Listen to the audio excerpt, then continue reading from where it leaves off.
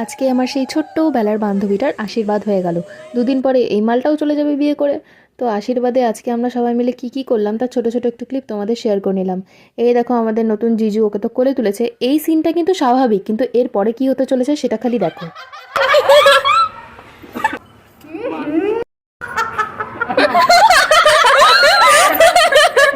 আজকে অপর্ণার বলি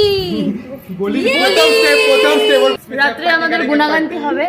বলেছিলাম খাবার দেখাবো, বাট কেমন কেমন রান্নাগুলো হয়েছে, খুব বাজে। নিজের বাড়ি রান্না খেতে করলে তুই তো করিস নি। তাহলে অপর্ণার আশীর্বাদ শেষ, আর আমরা চলে এসেছি আমাদের পেশেন্টকে দেখতে এসেছি। এখানে বসে শেষে সবাই টাকা গুনা হচ্ছে, আশীর্বাদের টাকা।